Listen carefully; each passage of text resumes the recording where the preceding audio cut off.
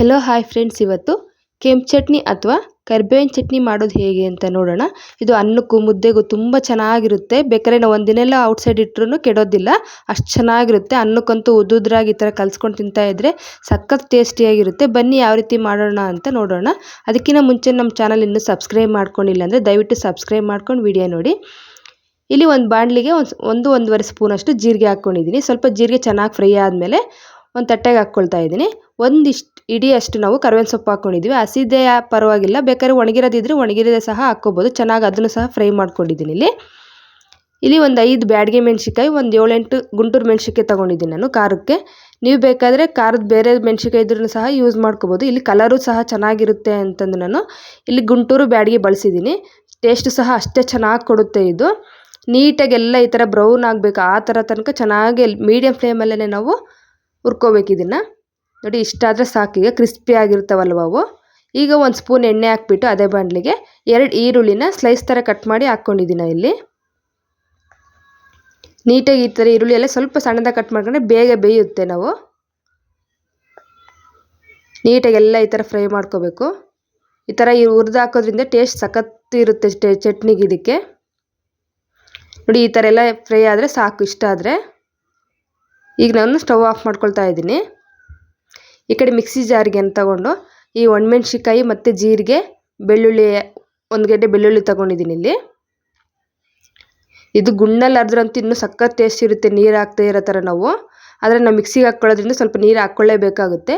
ಈ ಮಿಕ್ಸಿ ಜಾರಿಗೆ ನಾನು ಕೊಬ್ಬರಿ ಹಾಕ್ಕೊತಾ ಇದ್ದೀನಿ. ಹಸಿ ಸ್ವಲ್ಪ ತೇವಾಂಶ ಇರೋಂಥ ತೆಂಗಿನಕಾಯಿ ತೊಗೊಂಡಿದ್ದೀನಿ. ನೀವು ಹಸಿಕಾಯಿ ತುರಿ ಇದ್ರೂ ಹಾಕ್ಕೋಬೋದು. ನನ್ನ ಹತ್ರ ಇರಲಿಲ್ಲಲ್ವ, ಅದಕ್ಕೆ ಇಲ್ಲಿ ಹಸಿ ತೆಂಗಿನಕಾಯಿ ಥರ ಇರೋದನ್ನ ಹಾಕ್ಕೊಂಡಿದ್ದೀನಿ. ಬೇಕಾದ್ರೆ ಒಣ ಕೊಬ್ಬರಿ ಸಹ ಹಾಕ್ಕೋಬೋದು, ತುಂಬ ಚೆನ್ನಾಗಿರುತ್ತೆ. ಅದಕ್ಕೆ ಸ್ವಲ್ಪ ಉಪ್ಪು ಹಾಕಿ ಈ ಥರ ಮಿಕ್ಸ್ ಮಾಡ್ಕೊತಾ ಇದ್ದೀನಿ. ಈಗ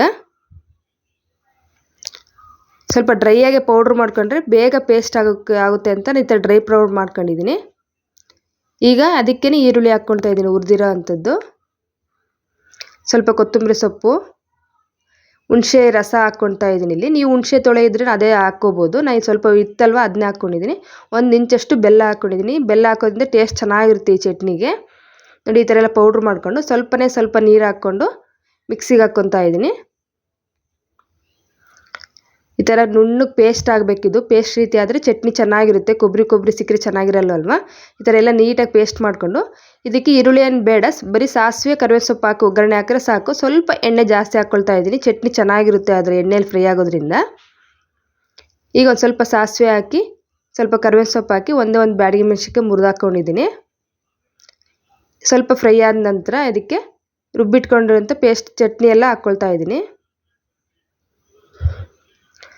ನೀಟಾಗಿ ಎಣ್ಣೆ ಎಲ್ಲ ಮಿಕ್ಸ್ ಆಗೋ ಥರ ಮಿಕ್ಸ್ ಮಾಡ್ಕೊತಾ ಇದ್ದೀನಿ. ಈ ಮಿಕ್ಸಿ ಜಾರ್ ಇತ್ತಲ್ವ, ಅದಕ್ಕೆ ಸ್ವಲ್ಪ ನೀರು ಹಾಕಿ ನಾನು ಇದರಲ್ಲಿ ಹಾಕ್ಕೊಂಡಿದ್ದೀನಿ. ಸ್ವಲ್ಪ ಹಾಕ್ಕೊಳ್ಳಿ, ಚೆನ್ನಾಗಿರುತ್ತೆ. ನೀವು ಒಂದಿನೆಲ್ಲ ಔಟ್ಸೈಡ್ ಇಟ್ಟರೂ ಚೆನ್ನಾಗಿರುತ್ತೆ. ಬೇಕಾದ್ರೆ ಎಲ್ಲ ಔಟ್ಸೈಡ್ ಹೋಗುವಾಗ ಈ ಥರ ಚಟ್ನಿ ಇಟ್ಕೊಂಡಿದ್ರೆ ಬೇಗ ಕೆಡೋದಿಲ್ಲ ಇದು. ನೋಡಿ, ಎಲ್ಲ ನೀಟಾಗಿ ಮಿಕ್ಸ್ ಮಾಡಿ 1 ನಿಮಿಷ ಈ ಥರ ಫ್ರೈ ಮಾಡ್ಕೊಂಬಿಟ್ಟು ಚಟ್ನಿ ರೆಡಿ ಆಯಿತು. ತುಂಬ ಚೆನ್ನಾಗಿರುತ್ತೆ. ನೀವು ಬೇಕಾದ್ರೆ ಒಂದು ಸತಿ ಟ್ರೈ ಮಾಡಿ ನೋಡಿ, ಹೇಗೆ ಬಂತು ಅಂತ ಕಾಮೆಂಟ್ ಮಾಡೋದನ್ನು ಮರಿಬೇಡಿ. ಹಾಗೂ ನಿಮ್ಮ ಫ್ರೆಂಡ್ಸ್ಗೆ, ನಿಮ್ಮ ಫ್ಯಾಮಿಲೀಸ್ಗೆ ಈ ವಿಡಿಯೋ ಶೇರ್ ಮಾಡಿ. ಓಕೆ ಫ್ರೆಂಡ್ಸ್, ಬಾಯ್.